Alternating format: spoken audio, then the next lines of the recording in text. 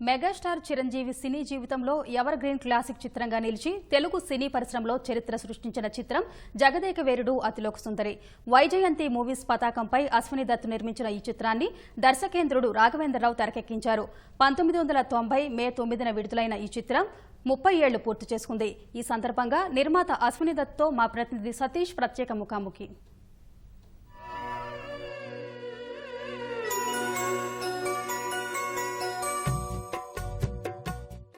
గత 5 దశాబ్దాలుగా తరానికో బ్లాక్ బస్టర్ను అందించినటువంటి సంస్థ వైజయంతి సంస్థ. ఎప్పటికీ వాడిపోని వన్నెతరగని ఘన విజయాలు అందుకున్న ఈ సంస్థ ఎన్నో ఆటుపోట్లను అధిగమించి మహానటి చిత్రంతో మళ్లీ పూర్వవైభవాన్ని సంతరించుకుంది. 50 ఏళ్లలోకి అడుగుపెట్టబోతున్న ఈ సంస్థ నుంచి ఇప్పటికే ఎన్నో చిత్రాలు చరిత్ర సృష్టించాయి. అందులో ఒకటి జగదేక వీరుడు అతిలోక సుందరి. మే 9న ఈ సినిమాకి 30 ఏళ్లు నిండబోతున్న సందర్భంగా ఆ సంస్థ అధినేత అశ్విని దత్ గారితో మాట్లాడదాం. అలాగే సినిమా ఇండస్ట్రీని వెంటాడుతున్నటువంటి కరోనా ప్రభావం పరిశ్రమ మీద, నిర్మాతల మీద ఏ విధంగా ఉందో తెలుసుకుందాం. నమస్కారం సార్. నమస్కారం. 5 దశాబ్దాల మీ ప్రయాణంలో ఇప్పుడున్నటువంటి పరిస్థితులను ఎప్పుడైనా ఊహించారా?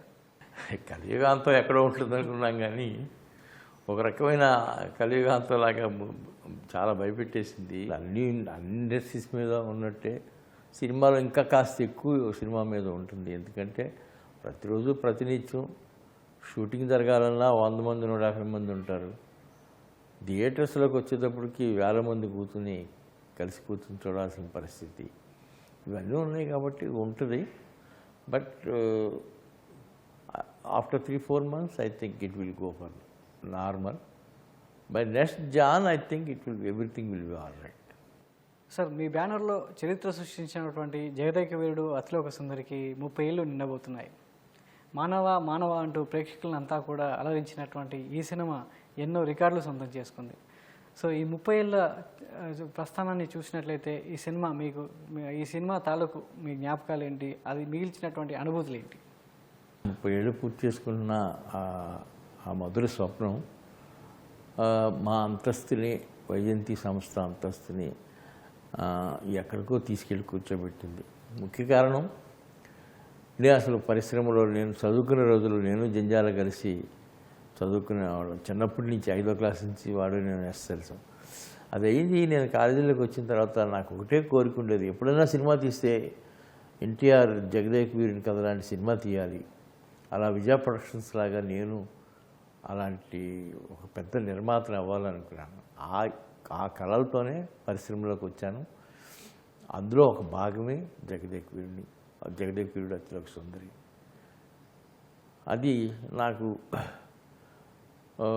నా పక్కన గొప్ప రాఘవేంద్రరావు, అలాగే అప్పుడు కాల్ షీట్స్ ఇచ్చిన చిరంజీవి గారు, ఆ తర్వాత చిరంజీవి గారు నేను 4 సినిమాలు చేశాం వాళ్ళ అబ్బాయిలతో, తమ్ముడితో. సో ఇలాంటి వనరులన్నీ ఉన్నాయి కాబట్టి, నాకు గుండె ధైర్యం ఎక్కువ కాబట్టి నా కోరిక తీర్చుకోవాలి, అలాంటి సినిమా తీయాలనుకుని తీశాను. ఎందరో మహానుభావులు, స్వర్గస్థులైన వాళ్ళు ఇందులో ఉన్నారు. రాఘవేంద్రరావు గారు, చిరంజీవి గారు మెయిన్. పద్మభూషణ్ చిరంజీవి గారు కానీ, రాఘవేంద్రరావు కానీ, queen of Indian cinema Sridevi గారు కానీ, ఇళయరాజా గారు కానీ, వీళ్ళలో ఏ ఒక్కరు లేకపోయినా ఈ సినిమా లేదు, దీని గురించి మాట్లాడుకునే అవకాశమే లేదు. ఈ 30 ఏళ్ళు కాదు, ఇంకొక 30 ఏళ్ళు కూడా మాట్లాడుకోవడానికి తెలుగులో ఎనీ డే 1 to 10 సినిమాల్లో ఒక సినిమాగా మిగిలిపోయింది. ఎప్పుడైనా ఇండియన్ ఫిల్మ్స్లో కూడా దీనికి ఒక స్థానం ఉంది.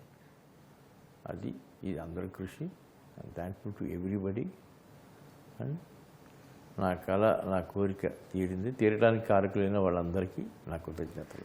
జగదేక వీరుడు అతిలోక సుందరి సినిమాకి బీజం ఎక్కడ పడింది? ఆ సినిమాను ఏ విధంగా తెరకెక్కించారు? మా దగ్గర కో డైరెక్టర్ శ్రీనివాస్ చక్రవర్తి ఉండేవారు. ఆఖరి పోరాటం అయిన తర్వాత మేమందరం మంచి సక్సెస్ఫుల్ దీంట్లో ఉండగా చిరంజీవి గారు కథ రెడీ చేయండి, మనం నెక్స్ట్ మొదలు పెడదామని కవర్ చేస్తే, అప్పుడు శ్రీనివాస్ చక్రవర్తిని రాఘవేంద్రరావు గారికి ఏదైనా పాయింట్ చెప్పు, నేను తిరుపతి వెళ్ళాలి, ఆయన నేను కలిసి నేను రాలేను, నువ్వు వెళ్ళి చెప్పంటే, ఆడు ఊరినే కొండ మీదకి వెళ్ళిన తర్వాత మన దేవకన్య పైనుంచి దిగొస్తుంది, ఆవిడ ఉంగరం పోతే అది చిరంజీవి గారికి దొరుకుతుంది. అన్నాడు. జగదేక వీరుంటే కొద్దిగా సరదాగా ఇది అన్నయ్యకి ఇట్లాంటి అంటే ఇష్టం అన్నాడు. నువ్వు చెప్పింది ఏదో బాగుందిరా అని ఆయన వచ్చి నాకు చెప్పాడు. ఇది ఇట్లా అన్నాడు, దీన్ని వర్కౌట్ చేద్దాం అసలు బ్రహ్మాండంగా ఉంటుంది. అప్పుడు ఇమ్మీడియట్గానే ముందు చిరంజీవి గారికి చెప్పబోయే ముందు కొంత ఏదో ఒకటి అసలు చేసి చెప్పాలని వీరేంద్రనాథ్ గారిని, రైటర్ సత్యానంద్ గారు, నా జంజాల గారి మా రైటర్ దిగ్గజాలందరూ కూర్చున్నారు. దిగ్గజాల అందరినీ 5-6 కూర్చోబెట్టి ఒక షేప్ తీసుకొచ్చిన తర్వాత బ్రహ్మాండంగా ఉంటుంది.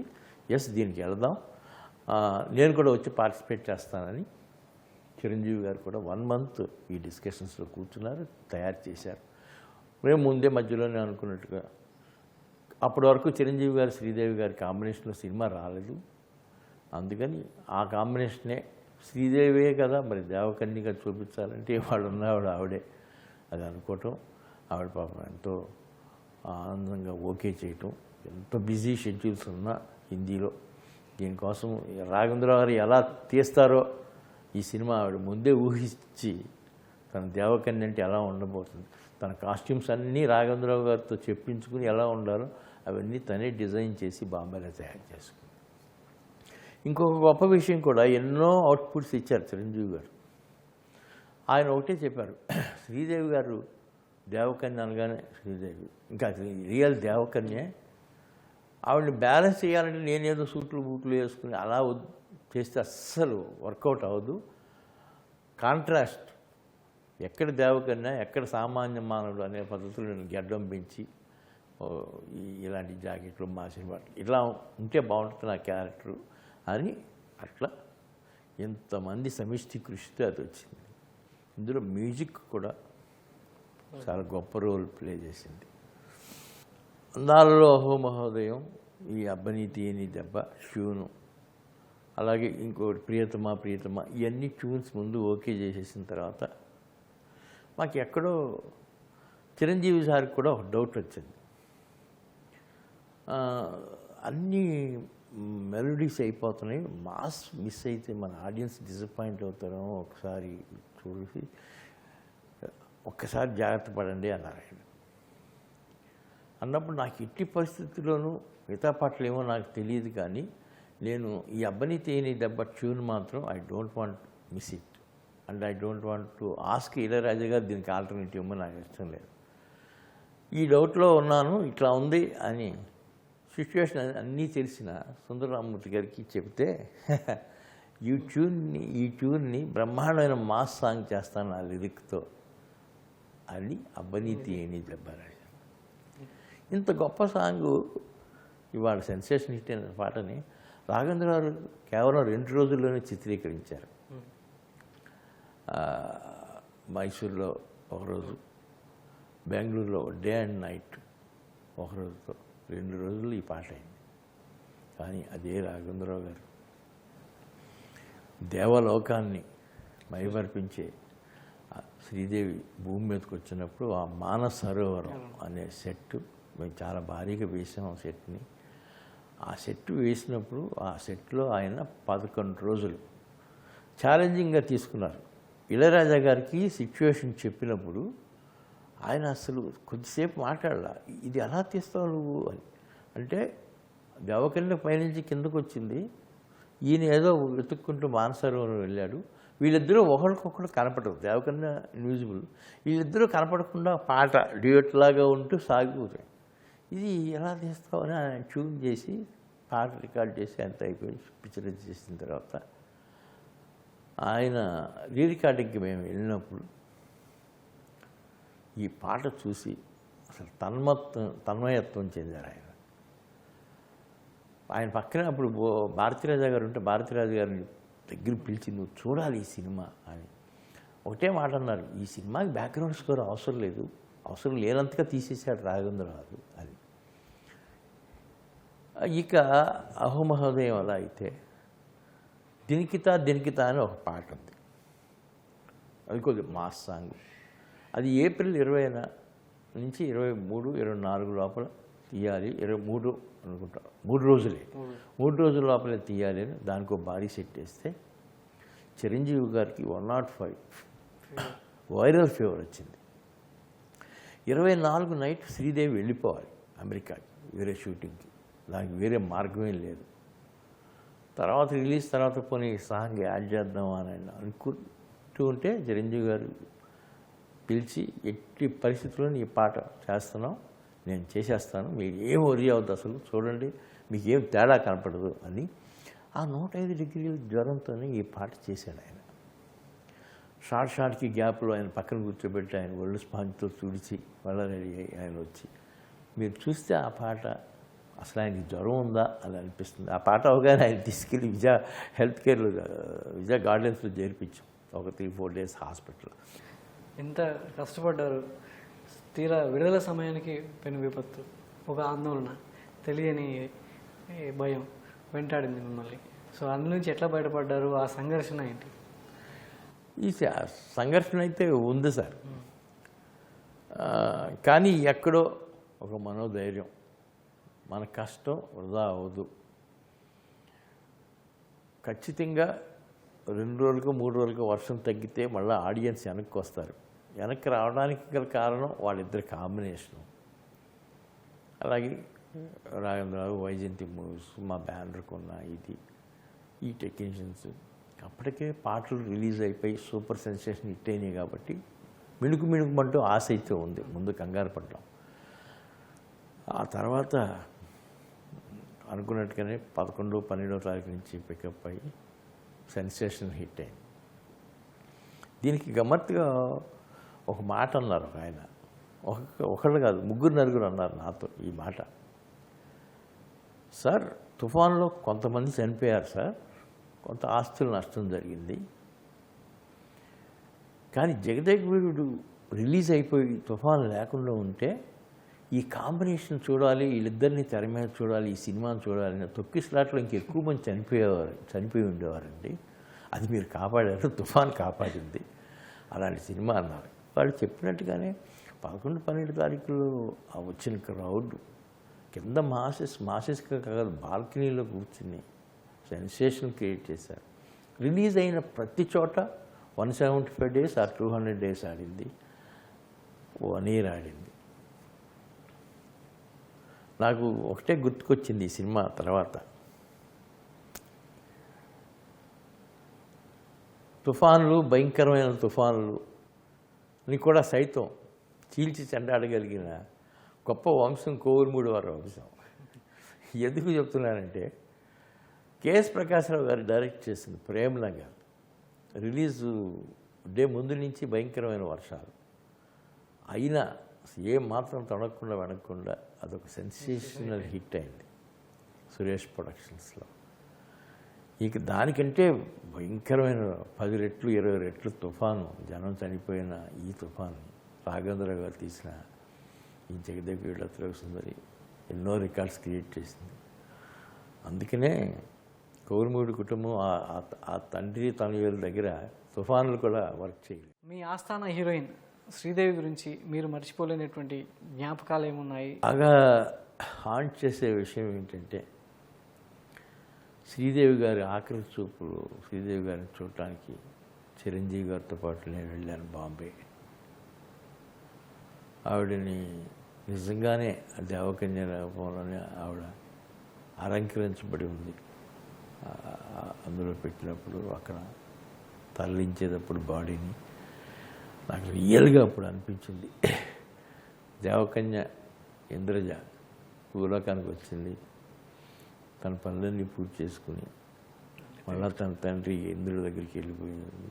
జీవితం ఇదే కదా, ఈవిడి విషయంలో ఇది నిజమైంది కదా, దేవకన్య వెనక్కి వెళ్ళిపోయింది కదా. ఇది ఎప్పుడు నాకు ఆ రోజున ఆవిడ డెడ్ బాడీ అక్కడ పెట్టిన గుర్తుకొచ్చినప్పుడల్లా అనిపిస్తుంది, నిజంగా దేవకన్యలాగానే ఉంది. ఎర్రటి చీర కట్టి ఆవిడ డెకరేట్ చేసి పెట్టారు అక్కడ. చిరంజీవి గారు నేను ఎంతో షాక్, అది ఎన్నో రోజులు ఉండిపోయింది. జగదేక వీరుడు అతిలోక సుందరి గుర్తుకొచ్చినప్పుడు నాకు ఇమ్మీడియట్గా ఆవిడ కడసారి చూపు గుర్తుకొస్తుంది. సో తరాలు మారిన ప్రతి తరానికి ఒక గుర్తుండిపోయే సినిమాని ఇస్తున్నారు. సో నిర్మాతగా ఇది మిమ్మల్ని కలకాలం గుర్తుండి పెట్టుకునేలా విషయంగా ఉంటుంది. కానీ ఆ సినిమా ఇవ్వడానికి నిర్మాతగా మీరు ఎలా తపన పడుతుంటారు? తరం గుర్తుండిపోయే సినిమాని ఇవ్వాలనే ఆలోచన సో ఎట్లా మీకు మెదులుతుంటుంది? నేను చదువు అయిపోగానే పూర్తిగా పరీక్షలు రాసి రిజల్ట్స్ రాకముందే ఈ పరిశ్రమను ఎన్నుకున్నాను. సినిమా కూడా మంచి వ్యాపారంగా చేయాలని వచ్చాను కదా. నేను ఇన్స్పైర్ అయ్యి వచ్చింది విజయ ప్రొడక్షన్స్. నాకు ఇన్స్పిరేషన్ నాగిరెడ్డి గారు, కేవీ రెడ్డి గారి సినిమాలు, ఆదుల సుబ్బారావు గారి సినిమాలు, విఠలాచార్య గారి సినిమాలు, అలాగే రామారావు నాగేశ్వరరావు అంటే పెద్ద లేని అభిమానం. సో ఎప్పటికప్పుడు నేను వచ్చే టైంకి ఇద్దరు దిగ్గజాలు, ఎంతమంది నిర్మాతలు ఉన్నా ఒక గొప్ప వ్యక్తులు, ఒక పక్క రామానాయుడు గారు, ఒక పక్క జగపతి రాయం ప్రసాద్. తీస్తే అలా తీయాలి, వాళ్ళ గురించి మాట్లాడుకున్నట్టే నన్ను గురించి మాట్లాడుకోవాలి తప్ప ఏదో టొంగిరి వచ్చాం తీసాం చేసాం వాళ్ళని కలిపి సినిమా తీద్దాం అది ఎప్పుడు నేను అనుకోలేదు. మా బ్రాండ్ ఉండాలి, నా టేస్ట్ ఉండాలి. మ్యూజిక్లో కానీ, నా సెట్స్లో కానీ, నేను సెలెక్ట్ చేసుకునే కాస్ట్యూమ్స్లో కానీ అవన్నీ నేను ఎక్కువ శ్రద్ధ తీసుకునేవాడిని. డైరెక్టర్లు ఏనాటికనాడు మీరు అన్నట్టు 5 తరాల్లోనూ సినిమాలు తీయగలిగామంటే గొప్ప దర్శకులు పనిచేశారు నా కోసం. వాళ్ళందరికీ కృతజ్ఞత. సార్ అంటే వైజయంతి సినిమా అనగానే భారీ సెట్లు కనబడతాయి, అదే స్థాయిలో నిర్మాణ విలువలు ఉంటాయి, అంతకంటే మించిన కథ ఉంటుంది. సో వీటన్నిటిని ఏర్చి కూర్చి పెట్టడానికి, తెర మీద అద్భుతంగా చూపించడానికి ఒక నిర్మాతగా మీరు ఏ అంశాలను పరిగణలోకి తీసుకుంటారు? దాన్ని ప్రేక్షకులకు చేరువ చేయడానికి ఎంత తపన పడుతుంటారు? రాజ్ కపూర్ గారు ఫార్ములా ఒకటి ఉంటుందండి. సామాన్యుడు పగలంతా కష్టపడి ఇంటికి వెళ్ళి ఏదో ఎంటర్టైన్మెంట్ కోరుకుంటాడు. మన థియేటర్లకి వాళ్ళే వస్తారు, వాళ్ళే వచ్చి సినిమాలు తీశారు ఆ రోజుల నుంచి కూడా. అదేంటి ఈ లాజిక్ ఏంటి అలా వాళ్ళు ఆలోచించరు. కన్నులు విందుగా సినిమాలు ఉండాలి. అదే ఫార్ములాలో జగపతి కానీ విజయపడసం కానీ ఎన్ని సక్సెస్ అయినాయి, నేను అదే అడాప్ట్ చేశాను. నాకు ఇందులో ఒక గొప్ప కితాబు దక్కింది ఒకసారి, ఇది మీకు చెప్పాలి. నేను ఆ జగదేగుడిలో సుందరి సెట్స్ వేస్తున్నప్పుడు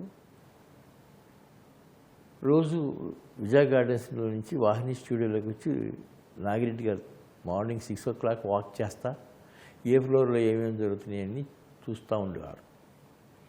ఈ 8th floorలో మేము వేసిన ఈ భారీ సెట్లు మొన్న కూడా ఒక సెట్ వేశారు, మళ్ళీ ఇది కొత్త వేస్తున్నారు. ఎవరు వేస్తున్నారు, ఎవరిది సెట్ అంటే ఇలా అశ్విని దత్ గారండి, రాఘవేంద్రరావు డైరెక్టర్. అంటే ఆయన అంటే నడుచుకుంటూ ఆఫీసులోకి వెళ్ళి నాకు ఫోన్ చేశారు, ల్యాండ్ లైన్లే కదా చేసి, నాకు గర్వంగా ఉంది. విజయ సంస్థ తర్వాత రామానాయుడు, రాజేంద్ర ప్రసాద్ సెట్లు వేసేవారు. ఈరోజు అదే స్టాండర్డ్లో నీకు బ్రహ్మాండమైన సెట్స్ వేస్తున్నావు, నాకేం పని లేదు, సరదాగా ఇవాళ నుంచి నీ సెట్స్ సూపర్విజన్ చేస్తానన్నారు. ఇంతకంటే నాకు ఇంకే క్రెడిట్ అవసరం లేదు అనుకున్నాను. అంటే బడ్జెట్ పరంగా ఎట్లాంటి జాగ్రత్తలు తీసుకునేవారు సార్? అప్పట్లో తక్కువ నిర్మాణ వ్యయం అయినా కూడా ఆ నాణ్యత, ఆ సినిమా చక్కగా కళ్ళకు కనబడేది. కానీ ఇప్పుడు ఉన్నటువంటి మారుతున్న కాలంలో బడ్జెట్ ఎక్కువ అవుతుంది, సినిమా నిర్మాణ వ్యయం పెరుగుతుంది. సో దాన్ని ఎట్లా కంట్రోల్ చేసేవారు? ఎక్కడ వేస్ట్ అవుతుంది అనేది తెలుసుకోవాలి. ఆ రోజుల్లో దర్శకులు అడుగురాడు 30 రోజులు, ఎమ్మగాలు 28 రోజులు. దాసరి నారాయణరావు ఏ సినిమా అయినా 40 రోజుల్లో తీశారు, ఎంత సూపర్ హిట్లైనా. అంతకుముందు మరి పెద్ద పెద్ద డైరెక్టర్లు కూడా అదే పంద. అంటే అలా తీయమని నేను అంటలేదు, కానీ సినిమా మొదలుపెట్టిన తర్వాత ప్రతిరోజు సీన్లు రాసుకుంటాం, మార్చుకుంటాం, చేసుకుంటాం, ఇంకేదో అడాప్షన్స్ చేసుకోవటం, ఇంకేదైనా ఇంకా లేటెస్ట్ ఇంగ్లీష్ పిక్చర్ వస్తే అందులోంచి 2 సీన్. ఈ పోకడ ఇదే దెబ్బ కొట్టిందని నా అభిప్రాయం. ఈ బడ్జెట్ ఎంత అని అడిగాను నేను మహానటి. అడిగితే 11-12లో అయిపోతుంది అనుకుంటున్నాను డాడీ, కొద్దిగా అనుకోకుండా ఆ హీరోని తీసుకొచ్చాం మళ్ళీ నుంచి, ఇది ఇంకొకటి 2 ఎక్కువ అవుతుంది అని చెప్పింది స్వప్న. ఆ బడ్జెట్లో కనుక నువ్వు సినిమా తీస్తే నువ్వు డెఫినెట్గా డాక్యుమెంటరీ తీస్తావు, సినిమా తీలేవమ్మా, అది చాలా డిసప్పాయింట్ చేస్తుంది. సో ఈ కథ నాగి మీరందరూ మహానటి సావిత్రి గారి గురించి తీద్దాం అనుకున్నప్పుడు నాకు మనసులో గర్వంగా ఉండేది. సావిత్రి గారి గురించి తీస్తున్నారు, ఓల్డెన్ టైం, వీళ్ళకి తెలియదు నేను ఓల్డెన్ టైంలో ఆ టైంలో నా కళ్ళతో చూశాను. కాబట్టి మా ఇంట్లో నా వైఫ్ వీళ్ళందరూ కూడా బాగా తీయాలి అని ఎవడే సుబ్రహ్మణ్యం తర్వాత we can judge what Nagi is going to do. So నాకు అనిపించింది ఇది బడ్జెట్ ఎక్కువైనా పర్వాలేదమ్మా, డూ ద జస్టిస్, గ్రాఫిక్స్కి సెట్స్కి ఎక్కువ ఖర్చు పెట్టండి, పర్వాలేదు ఎంత బడ్జెట్ అని మనం చూసుకుందాం, ఏం ప్రాబ్లం లేదు అనుకోకుండా ఆ సినిమా 22 కోట్లు అయింది. నిజంగా అందుకనే ఆ నాగి తీసిన విధానానికి అవి హెల్ప్ అయినాయి బాగా. వైజయంతి సంస్థలో మహానటి తర్వాత మహానటికి ముందు వచ్చినటువంటి మార్పులు ఏంటి సార్? ఇది దీనికి ముందే మా స్వప్న సినిమా పేరు మీద మేము మొదలుపెట్టిన ఈ చిన్న సినిమాలు ఎవడే సుబ్రహ్మణ్యం అనేది బిగ్ టర్నింగ్ పాయింట్. ఎందుకు టర్నింగ్ పాయింట్ అంటానంటే స్వప్న ప్రియాంక ఒకేసారి ఈ ఇండస్ట్రీలోకి అడుగుపెట్టాను. మొదటి ఎక్స్పీరియన్స్ దీంతో ఒకటి కొద్దిగా డిసప్పాయింట్ చేసిన సినిమాలు ఉన్నా ఎవడే సుబ్రహ్మణ్యం దగ్గర నుంచి ట్రెండ్ మారింది, వాళ్ళిద్దరికీ ఫుల్ కమాండ్ వచ్చింది. అండ్ మోర్ ఓవర్ నాకు ఒక మ్యూజిక్ టేస్టే ఉందనుకుంటే వాళ్ళిద్దరికీ ఆ మ్యూజిక్ టేస్ట్ ఉంది. టెక్నికల్ సైడ్ కానీ సెట్స్ కానీ అవి కానీ నాకంటే చాలా బెటర్గా వచ్చారు. మోడర్న్ ట్రెండ్ నుంచి వచ్చారు కాబట్టి మోడర్న్ ట్రెండ్ వాళ్ళు ఎప్పటికప్పుడు ప్రతిరోజు చాలా అప్డేట్గా ఉంటారు. హాలీవుడ్లో ఈ పూట ఏం జరిగింది, బాలీవుడ్లో ఏం జరుగుతుంది, అసలు ట్రెండ్ ఏంటి అనేది వాళ్ళని అడిగి తెలుసుకోవాల్సిన పరిస్థితి ఇవాళ ఇండస్ట్రీలో ఉందనేది నా అభిప్రాయం. They are so successful. వాళ్ళు వచ్చిన తర్వాతే చాలా మార్పులు వచ్చేసింది. నేను అందుకనే చాలా హ్యాపీగా రిలాక్సింగ్గా వాళ్ళు అన్నీ ఏర్పాటు చేస్తే నేను పెళ్ళికొడుకులాగా సెట్స్లోకి వెళ్తున్నాను. కాస్ట్యూమ్స్ కూడా వాళ్ళు ఎంత కాస్ట్యూమ్స్ అండ్ జ్యువెలరీ సెట్స్, పర్టికులర్గా ఈ ప్రియాంక సెట్స్ అంతా ప్రియాంక, జ్యువెలరీ అంతా Priyanka, and remaining things everything is Swapna. So ఇవాళ వాళ్ళకి ప్రతి డిపార్ట్మెంట్ మీద కమాండ్ ఉంది, ప్రతి టెక్నీషియన్ మీద కమాండ్ ఉంది. అందుకని వీ డోంట్ బాదర్. మేము కొత్త వాళ్ళని ఎవరైనా తీసుకొచ్చి వేరే లాంగ్వేజ్ నుంచి కెమెరామెన్స్ను, మ్యూజిక్ డైరెక్టర్ను చాలా ఆనందంగా తీసుకొస్తాం. ఏ లాంగ్వేజ్లో ఉన్న వాళ్ళైనా తీసుకొచ్చి తెర మీద చూపించడానికి ప్రయత్నిస్తున్నాం. వైజయంతి సంస్థ అర్ధశతాబ్దంలోకి అడుగుపెడుతున్న సందర్భంగా ప్రభాస్తో సినిమా ప్రకటించారు. ఆ సినిమా ఎలా ఉండబోతుంది, వచ్చే తరం ఆ సినిమాను ఎలా ఆస్వాదిస్తారు?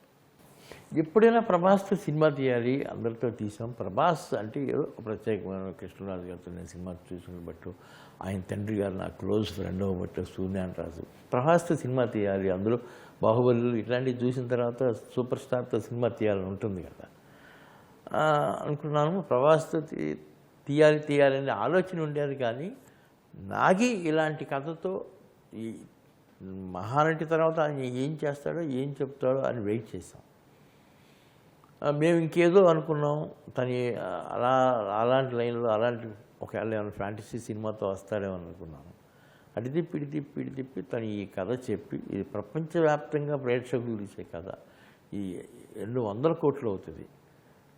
దీనికి నాకు ప్రభాస్ కావాలి, ఈ సినిమా ప్రభాస్తో అయితే ఇది మనకు వర్కౌట్ అవుతుంది అని వచ్చాను.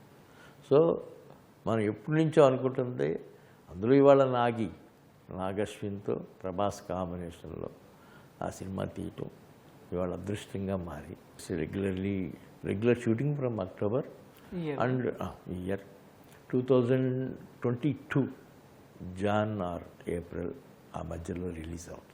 సార్, జగదేక వీరుడు అతిలోక సుందరి పార్ట్ 2 కూడా తెరకెక్కిస్తారని చాలా రోజుల నుంచి ఎదురు చూస్తున్నారు ప్రేక్షకులు. అది నిజమేనా? ఎప్పుడు ప్రేక్షకుల ముందు రావచ్చు? జగదేక వీరుడు పార్ట్ 2 ఖచ్చితంగా ఉంది సార్, ఖచ్చితంగా ఉంటుంది. నేను రిటైర్ అయ్యే లోపల ఆ సినిమా తీసే రిటైర్ అవుతాను. దానికి అందులో ఎవరు ఏంటి అనేది మీకు టైం విల్ టెల్. ధన్యవాదాలు సార్. ఇది వైజయంతి సంస్థ అధినేత ప్రముఖ నిర్మాత అశ్విని దత్ గారు చెప్పినటువంటి విశేషాలు. సినిమా ప్రేక్షకులంతా కూడా ప్రపంచ సినిమాలను చూసే అలవాటైనటువంటి నేపథ్యంలో తమ సంస్థ నుంచి కూడా అదే స్థాయిలో సినిమాలు రాబోతున్నాయి. అందులో ప్రభాస్ సినిమా కూడా ఉండబోతుందని చెప్తున్నారు. అంతేకాకుండా జగదేక వీరుడు అతిలోక సుందరి పార్ట్ 2 కూడా తమ సంస్థ నుంచి త్వరలోనే ప్రేక్షకులకు అందించబోతున్నట్లు ప్రకటించారు. కెమెరామెన్ బాలాజీతో సతీష్, ఈటీవీ న్యూస్, హైదరాబాద్.